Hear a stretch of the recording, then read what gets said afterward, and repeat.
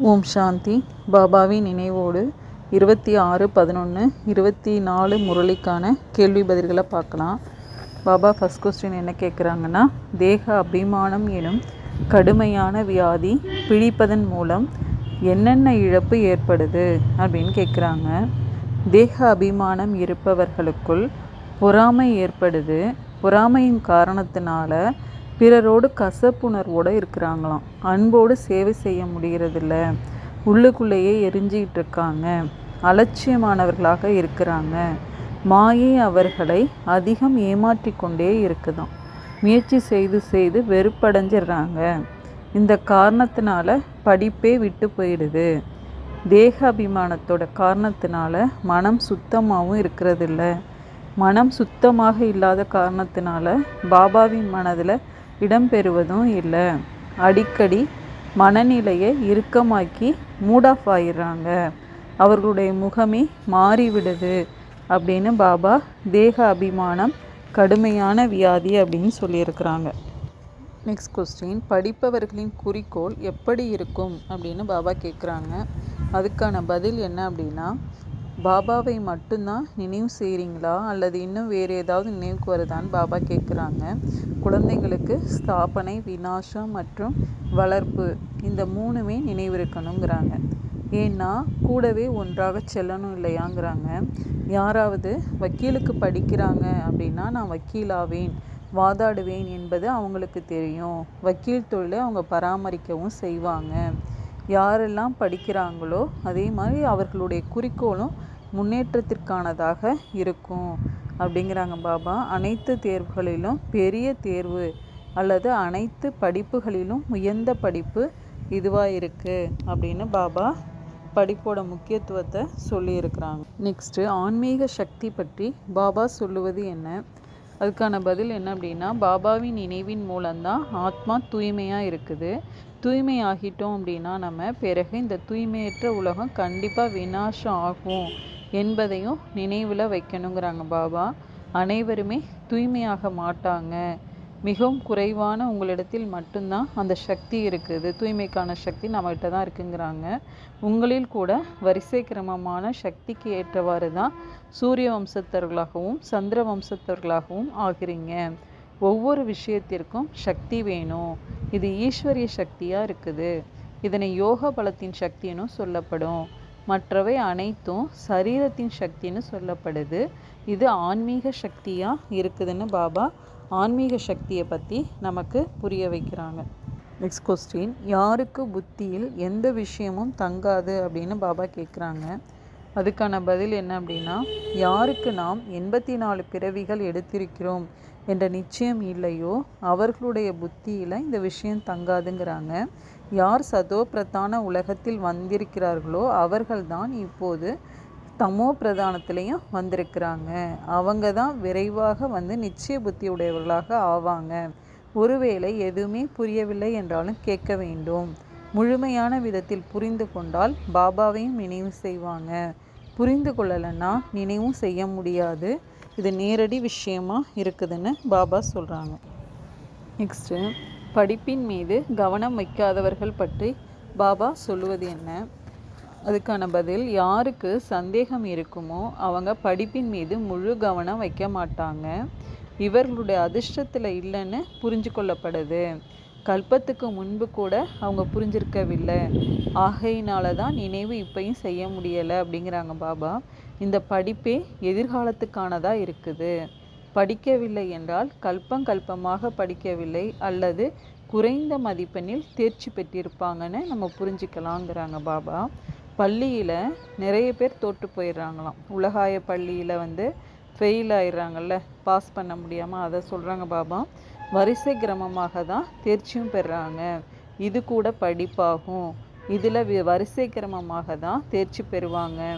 யார் புத்திசாலிகளோ அவர்கள் படித்து பிறகு மற்றவர்களை படிக்க செய்வாங்க அப்படின்னு பாபா சொல்கிறாங்க. நெக்ஸ்ட்டு, யாரை பெரிய தூதுவர் அப்படின்னு பாபா சொல்கிறாங்க. அதுக்கான ஆன்சர் என்னென்னா, பாபா நமக்கு நன்மை செய்கிறாரு. பிறகு நாம் மற்றவங்களுக்கும் நன்மை செய்யணும். பாபாவை நினைவு செய்தீர்கள் என்றால் பாவங்கள் அழிந்திடும். என்பதை அனைவருக்கும் புரிய வைக்கணுங்கிறாங்க பாபா. எந்த அளவுக்கு அதிகமானவர்களுக்கு செய்தியை கொண்டு போய் நம்ம சேர்க்குறோமோ அவர்களை தான் பெரிய தூதுவர்னு சொல்லலாங்கிறாங்க பாபா. அவர்களை தான் மகாரதி அல்லது குதிரைப்படை வீரர்கள் அப்படின்னு சொல்லப்படுவாங்க. காலால் படை வீரர்கள் பிரஜையா ஆயிடுவாங்க அப்படிங்கிறாங்க பாபா. நெக்ஸ்ட்டு மௌலாயி மஸ்தி என்றால் என்னன்னு பாபா கேட்குறாங்க. அதுக்கான பதில் ஆன்மீக போதை ஏறிடுதான். இதனை தான் மௌலாயி மஸ்தின்னு சொல்லப்படுங்கிறாங்க பாபா. நாம் மௌலாவின் மஸ்தான்கள், இறைவனுடைய நினைவின் போதையில் எப்பொழுதுமே நம்ம இருக்கிறவங்களா இருக்கிறோம். நமக்கு மௌலாவிடம் இருந்து, மௌலானா பாபா, என்ன கிடைத்து கொண்டிருக்கிறது என்பதை நம்ம தெரிஞ்சிருக்கிறோம் அப்படிங்கிறாங்க பாபா. மௌலா நமக்கு படிப்பு சொல்லி கொடுத்துட்ருக்கிறாரு. அவருக்கு நிறைய பெயர்கள் இருக்குது. ஆனால் சில பெயர்கள் மிகவும் இனிமையானதாக இருக்குது. இப்போது நம்ம மௌலாயி மஸ்தாக, அதாவது ஆன்மீக போதையில் இருப்பவர்களாக ஆகியுள்ளோம் அப்படிங்கிறாங்க பாபா.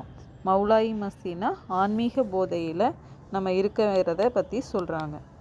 நெக்ஸ்ட்டு சைத்தானி மனதை பற்றி பாபா சொல்கிறது என்ன? அதுக்கான பதில் என்னென்னா, நல்ல நல்ல குழந்தைங்களை மாயை மூக்கையும் காதையும் நல்லா பிடிச்சிடுதுங்கிறாங்க பாபா.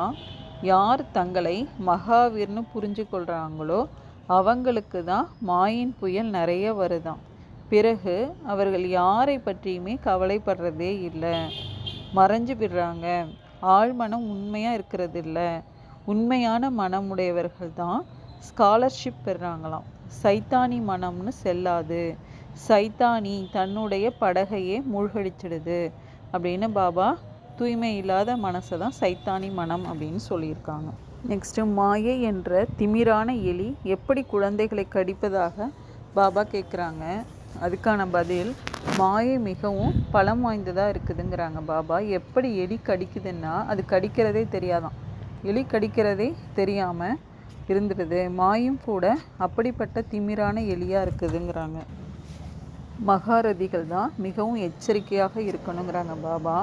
மாயை நம்ம கீழே விழ வைத்து விட்டது, உப்பு நீராக மாற்றி விட்டதுங்கிறது அவங்களே புரிஞ்சிக்க முடியாதான். அந்த அளவுக்கு மாயை உள்ளே வந்துடும், எலி மாதிரி உள்ளே வந்துருங்கிறாங்க பாபா. உப்பு நீராக ஆவதன் மூலமாக நாம் பாபாவின் சேவையை செய்ய முடியாது என்பதை புரிந்து கொள்ளணும். உப்பு நீராக ஆவதன் மூலமாக பாபாவின் சேவையும் செய்ய முடியாதான்.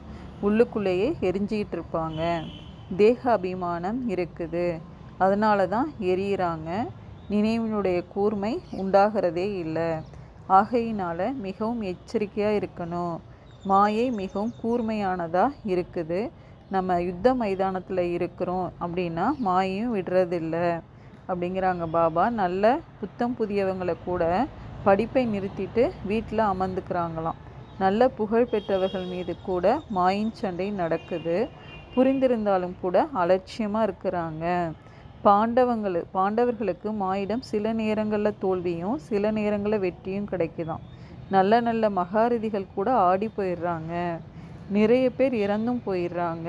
அதனால் எங்கே இருந்தாலும் பாபாவை நினைச்சிட்டு சேவை செஞ்சிட்டே இருக்கணுங்கிறாங்க பாபா. நெக்ஸ்ட்டு எந்த வியாதி மாட்டு ஈயை போல் ஒட்டி கொள்ளுதுன்னு பாபா கேட்குறாங்க. அதுக்கான பதில் என்ன அப்படின்னா, நல்ல நல்ல முதல் தரமான குழந்தைங்களாக இருக்கிறாங்க. ஆனால் உள்ளுக்குள் இருக்கும் நிலையை பார்த்தாங்கன்னா கரைஞ்சு கொண்டு இருக்கிறாங்களாம்.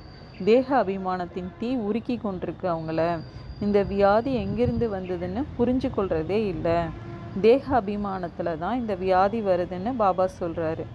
ஆத்ம அபிமானிகளை ஒருபோதும் இந்த வியாதி அண்டாது. உள்ளுக்குள்ளே மிகவும் எரிஞ்சு கொண்டிருக்கிறாங்களாம். பாபா சொல்கிறாரு, குழந்தைங்களே ஆத்ம அபிமானியாக ஆகுங்க. இந்த வியாதி ஏன் வந்ததுன்னு கேட்குறாங்க. இது தேக அபிமானத்தின் வியாதி, கேட்கவே கேட்காதீங்க அப்படிங்கிறாங்க பாபா. யாருக்காவது இந்த வியாதி வருதுன்னா ஒரேடியாக மாட்டி போல் ஒட்டி கொள்கிறாங்க, விடுவதே இல்லை. ஸ்ரீமத் படி நடக்காமல் தங்களுடைய தேக அபிமானத்தில் நடக்கிறாங்க அப்படிங்கிறாங்க பாபா. நெக்ஸ்ட்டு பாபாவை நினைவு செய்யவில்லை என்றால் மாயை என்ன செய்யும் அப்படின்னு பாபா எப்படி எச்சரிக்கை கொடுக்குறாங்கன்னா, 21 பிறவிகளுக்கு பலன் வருது பாபாவை நினைவு செய்கிறதன் மூலமாக. எனவே இப்படிப்பட்ட படிப்பின் மீது எவ்வளோ கவனம் கொடுக்கணும். சிலர் முற்றிலும் கவனம் கொடுக்கறதே இல்லை. மாயை மூக்கு காதை முற்றிலும் அறுத்துடுதான். இதனுடைய ராஜ்யம் அரை கல்பம் நடக்குதுங்கிறாங்க பாபா. அதனால் எச்சரிக்கையாக இருங்க அப்படிங்கிறாங்க. ஒருவர் மற்றவருக்கு எச்சரிக்கை கொடுத்துக்கிட்டே இருங்க. சிவபாபாவை நினைவு செய்யுங்க, இல்லைன்னா மாயை காது மூக்கை அறுத்துடும் அப்படின்னு சொல்லுங்கங்கிறாங்க. பிறகு ஒரு காரியத்துக்கும் பயன்பட மாட்டீங்க அப்படிங்கிறாங்க. நாம் லக்ஷ்மி நாராயணனாக ஆவது நடக்காதுன்னு நிறைய பேர் புரிஞ்சுக்கிறாங்களாம். களைப்படைந்து மன வெறுப்படைஞ்சவர்களாக ஆயிடுறாங்களாம். மாயிடம் தோல்வியடைந்து ஒரேடியாக குப்பையிலே விழுந்துடுறாங்க அப்படின்னு பாபா மாயை எந்த அளவுக்கு தொந்தரவு கொடுக்கும்னு சொல்லியிருக்கிறாங்க. நெக்ஸ்ட்டு, எந்த பொறுப்பின் நினைவு நம்ம எப்பொழுதும் விழிப்படைய வைக்கும் அப்படின்னு பாபா கேட்குறாங்க. அதுக்கான பதில் என்னென்னா, இப்போது அனைவருடைய ஆசைகளையும் பூர்த்தி செய்யணும் அப்படிங்கிற சுப எண்ணம் குழந்தைகள் அனைவர் மனசுலையும் எழணுமா. அனைவரும் பிறப்பிறப்பிலிருந்து விடுபட வைங்க அப்படிங்கிறாங்க பாபா.